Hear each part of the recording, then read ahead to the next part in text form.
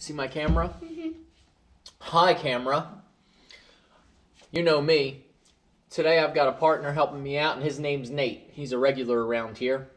And he'll actually be interviewing me while I work, so there's going to be a lot of questions, and I'll answer them as best as I can.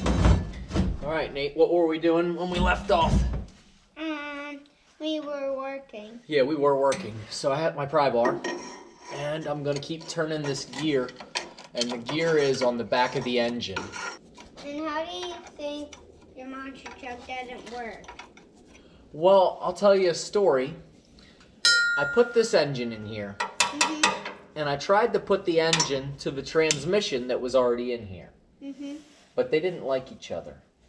Or, I don't know that the engine really cares what's going on behind it, but the transmission didn't like it, and it fell apart. And then I took it out and fixed it and put it back in, and it fell apart again, and I did that 5 times. And it keeps falling apart. So then I thought, oh, I'll be smart, and I'll take a different transmission and put it in. And that didn't work at all. Oh wait, maybe you should just fix the loud one so you can put the loud one in. The loud motor? Yeah, well, unfortunately it exploded. But how long would it take to fix it? Well, it's not so much how long it would take. Unfortunately, the parts that are there are just pretty much garbage. So I need new parts to fix that engine. Really, I need a whole new engine, and I don't have one. And the places that make those engines, the really loud ones, they're not very cheap. They want a lot of money for their big engines. So I didn't have it. So instead, I just went and stole this engine out of my old truck. What old truck? My old box truck. Remember when I had it in my yard and I was cutting it up? Yep. That's where I got this engine. And it's a good engine. There's nothing wrong with it. It makes noise. It might not be as loud as the other one, but it makes noise. Oh wait, why do you not want to get a different loud one? Oh, I do. I just don't have enough money to get one. But how much money do you need to get one? $100,000 million. That's why you should go to the bank. I know. I need to go at night when nobody's there. No. Well, that's how you get the money. No, you don't. You go when nobody's there. Break a hole in the bricks.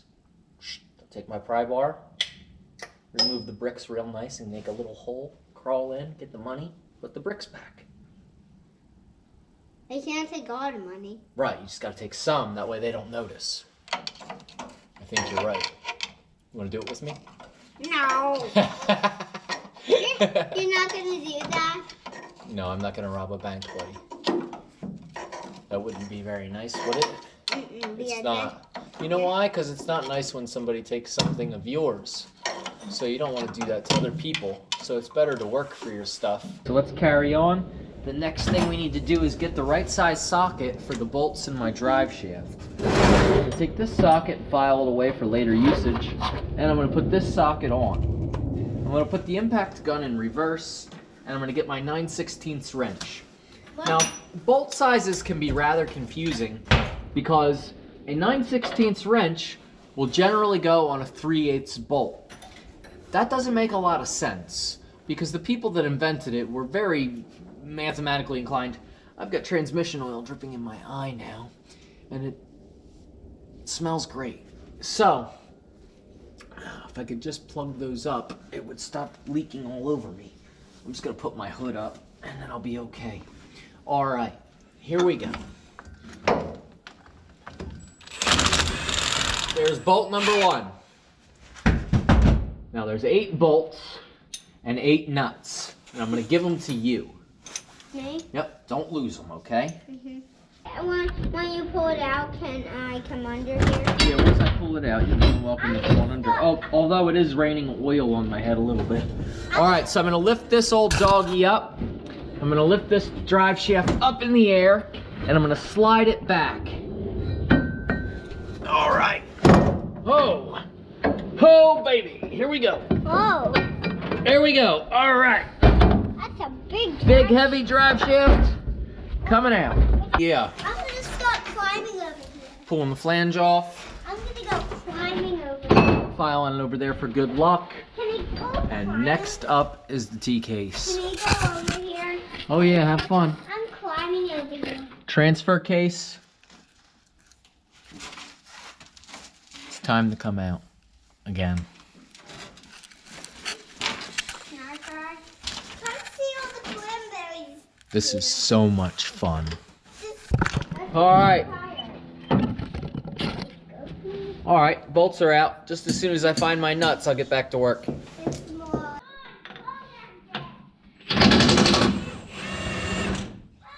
Okay. That was the last bolt.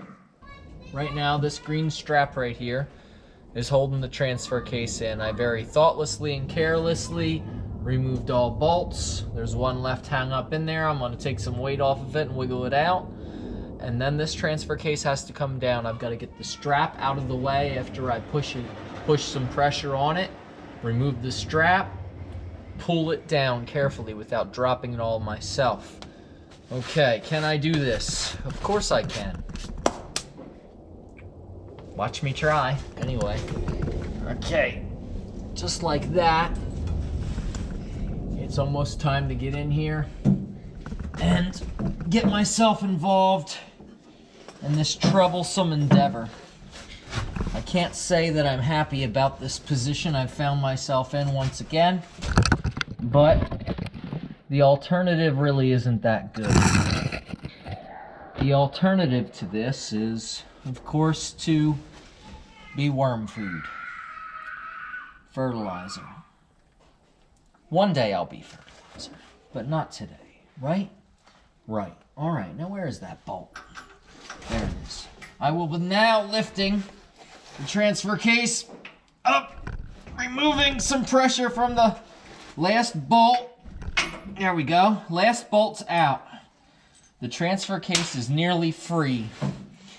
Alright, what we heard there was a nut landing on the floor of my trailer. We'll find that later. I'm going to apply some pressure with my left hand while my right hand loosens this strap. My right hip is putting pressure on the transfer case as well, but it's going to be the top that wants to jump out and get me, and it's really trying to get me today. This is really not good. My back is snagged on this driveline flange. The strap is now out of the way, and the transfer case is free to jump out and attack. Moving my left hand down to the bottom, taking my right around to the top. The transfer case is off. All the weight's on my knee. This is easy peasy. No problem easy. Oh! Okay. Just like that. The transfer case has been successfully removed once again. Now, to get that transmission out of there. You dirty, no good, stinky transmission. Oh, what I've got here. Can I get in here? Yeah, of course I can. There's room. Is there room on the broom? Yes, there is. All right. Now, what I've got here is a floor jack. Strangely enough, it's rarely ever on a floor, but that's just because I don't have one. I mean, it's a sort of a floor. It's a deck of a trailer. Not really a floor, not a standard floor. But what am I supposed to do? I don't have a floor. I've got a floor jack, but I don't have a floor.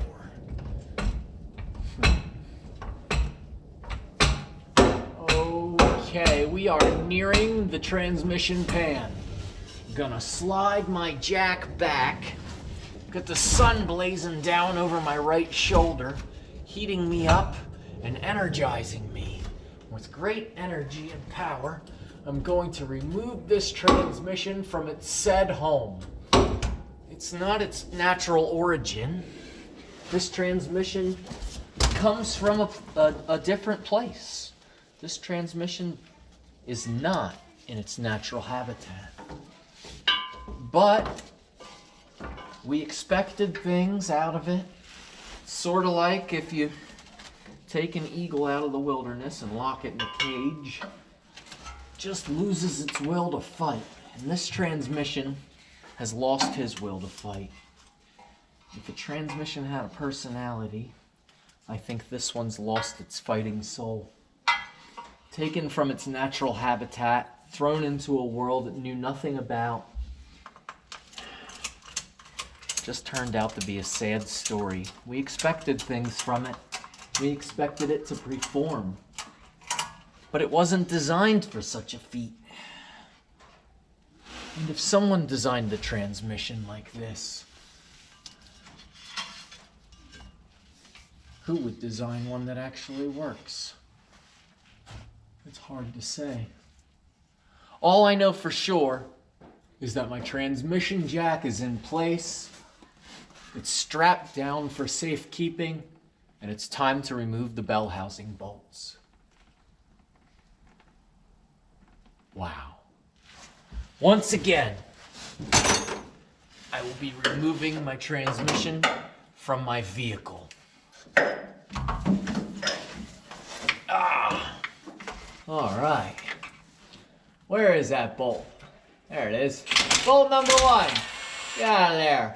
Bolt number 2. Come on out. Bolt number 3. Get out of there. Now remember, we stacked a bunch of washers in this one, so they'll be falling out all over the place. Don't be alarmed if you see a washer falling out of the sky or coming rattling down. Just a washer, no need to cry. All right, sneaking myself around like a panther on the prowl. I'll be crawling under this truck. All right, there we go. Here we go. Uno Pantera, coming in. Okay, hello, Bolt. Come out. Where is it? Where is it? Where? Oh, that was it. I was right on it. I was on it the whole time. All right, bolt number 7. Wait, bolt number 5, bolt number 6. Okay, just like that, I have successfully removed all bolts between the bell housing and the engine. I am ending this marriage prematurely. This marriage never worked out. We thought these two were going to make a good couple. In hindsight, that was a grave mistake. They were never meant to be together, and they will not be together ever again.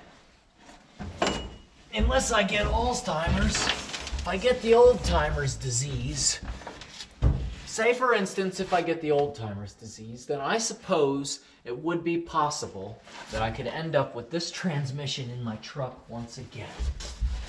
I think that's a long shot. I don't think we're going to plan for the Alzheimer's disease.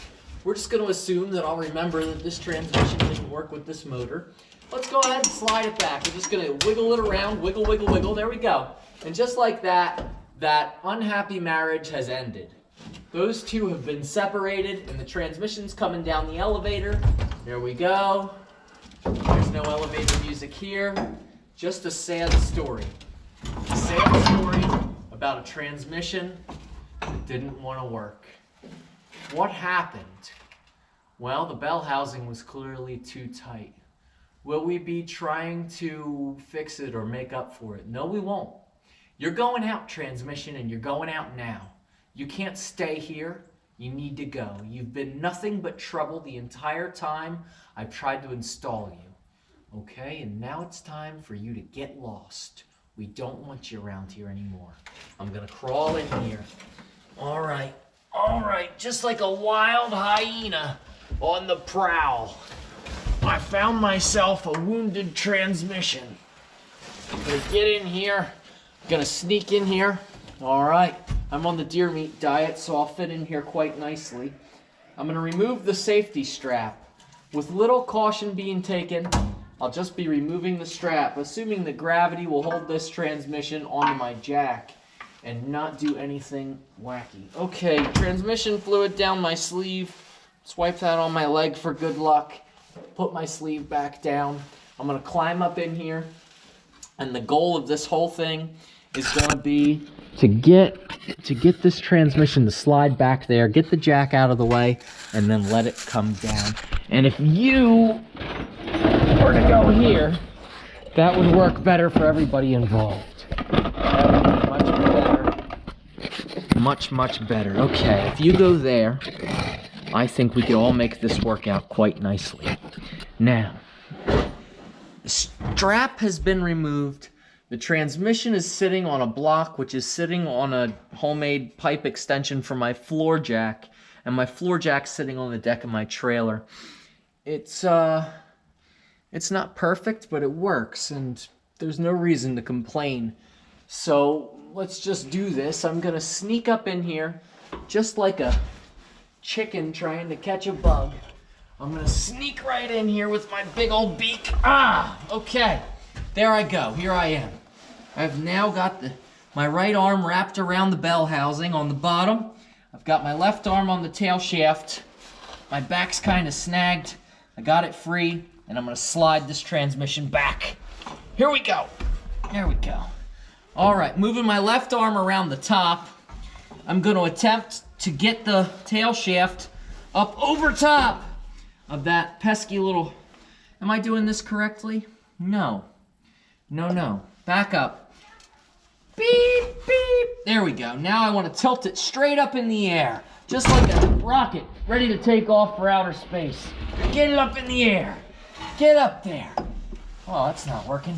Come on now. There we go. Just like that. With great precision and ease, I have successfully got my transmission halfway out of the truck. Get that out of the way. We don't need that anymore.